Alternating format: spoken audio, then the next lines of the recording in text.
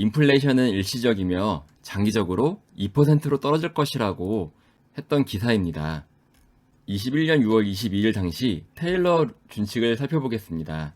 6월을 살펴보면 당시 적정 금리는 가파르게 상승하고 있었지만 연준의 기준 금리는 이보다 한참 못 미치는 아래에 있었습니다. 시간이 지나면 지날수록 적정 기준 금리는 더 높아만 갔고 연준의 기준 금리는 계속 변동이 없었기 때문에 이 차이는 엄청나게 벌어졌죠. 그래서 뒤늦게야 2022년이 되면서 기준금리를 높이기 시작한 것입니다. 이 정책을 통해서 적정 기준금리가 내려왔고 현재는 적정 기준금리 안에 연준의 기준금리가 속해 있는 모습입니다.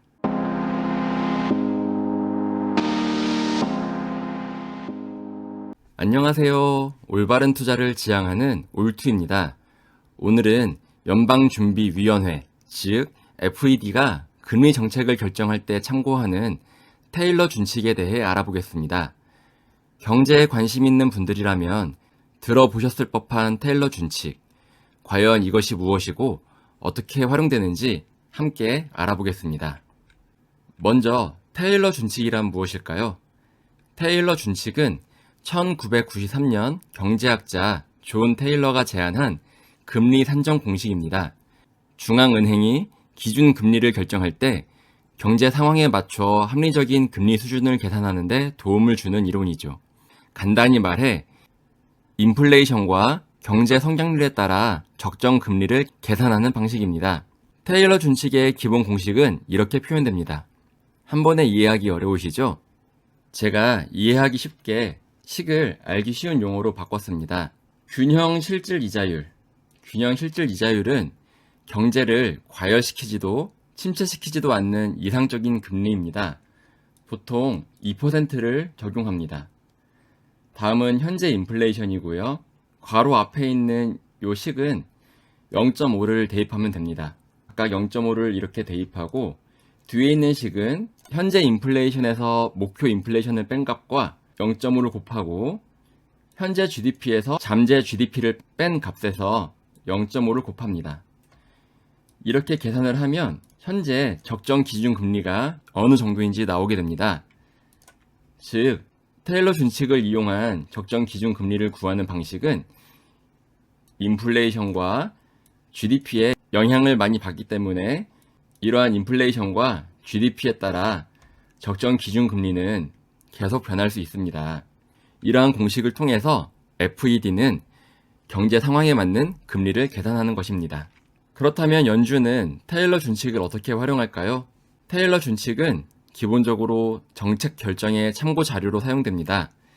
예를 들어 인플레이션이 목표치를 초과하면 금리를 인상해야 하고 경제가 침체되면 금리를 인하해야 하는 것이죠.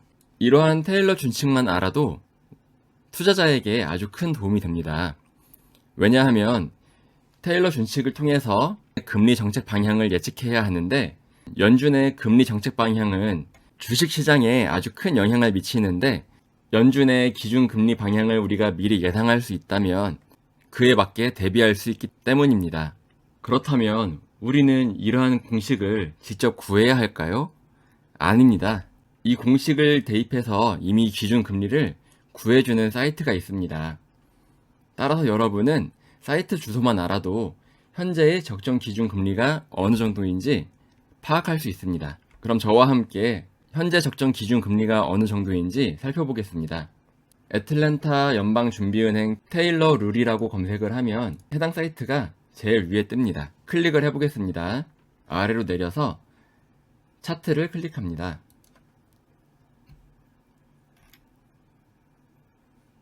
대부분 이미 자동으로 설정이 되어 있으니 웬만해선 건드리지 않는 게 좋습니다. 네 번째 게 실제 기준 금리인데요. 이 기준 금리는 항상 대안 1, 2, 3 안에 있어야 안정적인 금리라고 할 수 있습니다.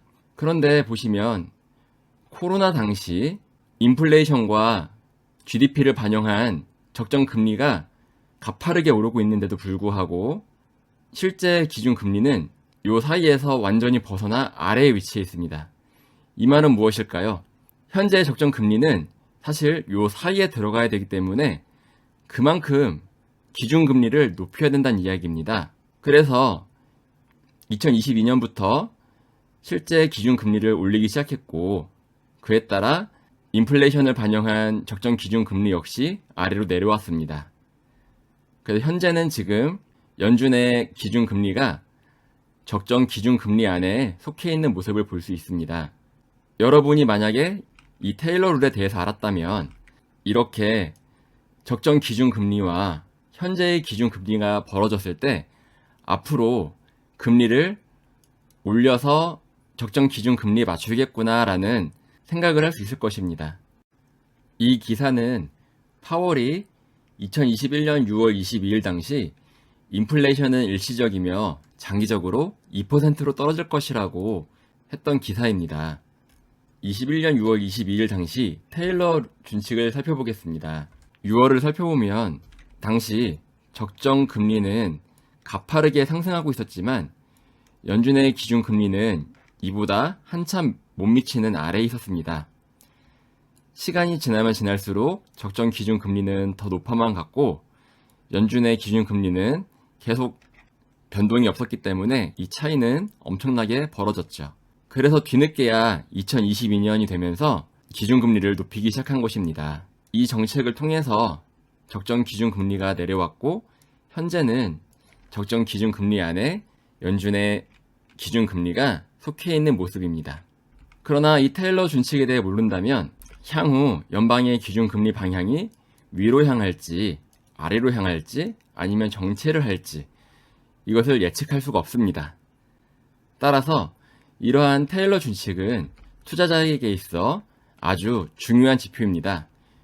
왜냐하면 아까도 말씀드렸지만 연방의 기준 금리 정책은 주식시장이나 부동산 시장에 아주 큰 영향을 미치기 때문입니다.